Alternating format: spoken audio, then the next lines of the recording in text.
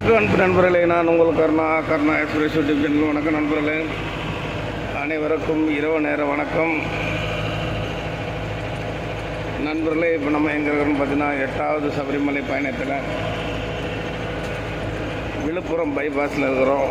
இரவு 12 மணி. விழுப்புரம் பைபாஸ் கடந்து சிதம்பரம் போய்கிறோம். சென்னையில் நம்ம திருவள்ளூரில் பிக்கப் பண்ணி பூந்தமல்லி வழியாக வந்து திண்டிவனம், மேல்மருவத்தூர் அப்படி அந்த வழியில் வந்து இப்போ விழுப்புரத்தை கடந்துட்டோம். விழுப்புரம் பைபாஸ் ரோடு ஃப்ரீயாக தான் இருக்குது நண்பர்களே. ஒன்றும் கூட்டம் அதிகம் எதுவும் இல்லை. ரோடு காலியாக தான் இருக்குது. மழையும் எதுவும் இல்லை. வாகனம் ஓட்டுக்கு சபரிமலை போகக்கூடிய சுற்றுலா வாகனம் ஓட்டுறது கவனமாக வாங்க. இரவு நேரம், லேசான பனி. பொறுமையாக வண்டி ஓட்டுங்க, ஒன்றும் அதை அவசரப்படாதீங்க, நிதானமாக வாங்க.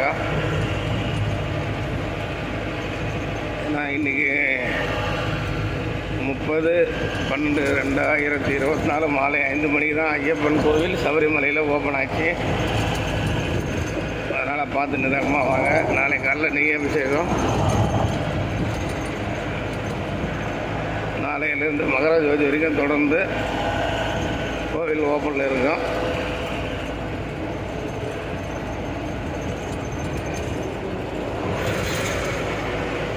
மகர ஜோதி முடிஞ்சு மாதாந்திர பூஜை 5 நாள் அப்படியே கண்டினியூ அப்படியே இருக்கும். ஒரு 14, அதில் ஒரு 5, 19 நாள் கோயில் இருக்கும் நண்பர்களே. பார்த்து நிதானமாக வாங்க, பொறுமையாக வாங்க. நன்றி, வணக்கம் நண்பர்களே. நாளைக்கு ஃபஸ்ட்டு ப்ரோக்ராம் நம்ம வண்டி இது பார்த்திங்கன்னா சிதம்பரம் தான்.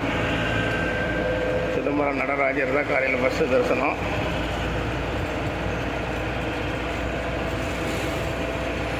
நன்றி, வணக்கம் நண்பர்களே. சந்திக்கலாம்.